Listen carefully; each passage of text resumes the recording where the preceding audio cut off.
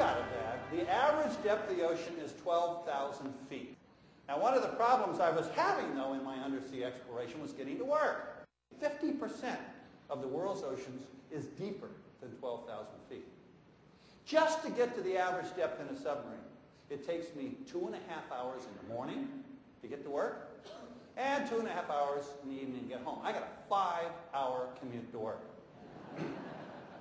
My average bottom time is 3 to 4 hours. My average distance traveled in a day is a mile. There's only 4 vehicles like this on Earth that can reach the average depth of Earth. That's ludicrous. 12 people on a good day will be down on the average depth. But that's why we know so little about our planet with this kind of technology. So I began to develop a new kind of technology. We call it telepresence. The concept of telepresence is to create a remote presence, to make you think you're there when you're physically not there.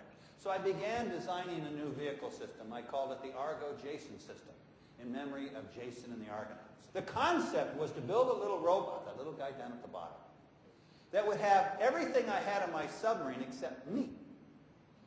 And to use a fiber optic connection up to the surface to create on the surface ship a theater, basically to enter a room, and when I turned the room on, I thought I was in a submarine, looking out beautiful windows that were in fact high-definition plasma displays.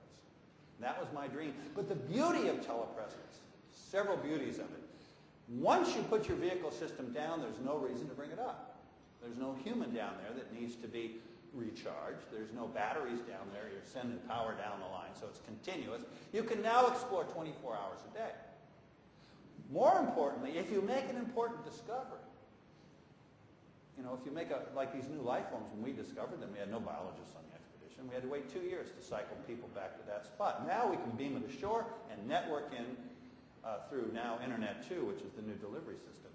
But the idea was to take this technology, and I went out on my first expedition with it to demonstrate the power of this technology, and it was to find the Titanic. We wanted to demonstrate that we'd entered a new era in undersea exploration. But in our explorations of the Titanic, it was my first piece of human history that I'd ever explored. I'd explored mountain ranges and new life forms and creatures and volcanoes, but I'd never gone into the deep. This was the first pyramid of the deep that was ever discovered.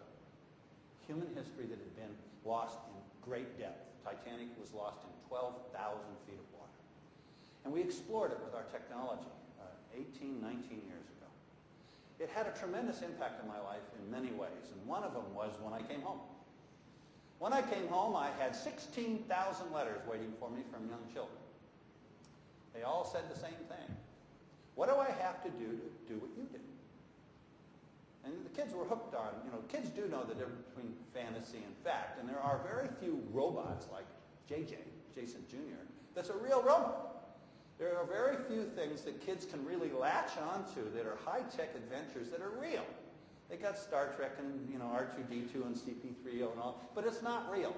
When we did this expedition, kids went like a laser, said, that is what I want to do. That's the future that I want to be excited about. What do I have to do? Well, the answer is simple, I told them. Go to college, study physics for 10 years, slam dunk after that, okay? They were not making the connection between the fun I have, and I do have a lot of fun, and the dues I paid to have that fun. You know, when everyone's out in the gridiron, I was studying, okay? Although I did play college basketball, it taught me a lot about teamwork, but I gave it up and moved on and kept learning. So I had an idea, because the next thing in their sentence, in their letter, said, can I go with you next time you go? And I thought, well, you know, why not? Let's look at this whole concept of telepresence. If I can create a telepresence on the ship and then replicate it on the beach for my scientific colleagues, I can replicate it on the beach for children. So I started a program called the Jason Project, which is based here in Massachusetts. And the concept of the Jason Project is, okay, we'll stop what we normally do once a year, and we'll go out and mount an expedition for children. Mostly middle school children. Why? That's the battlefield.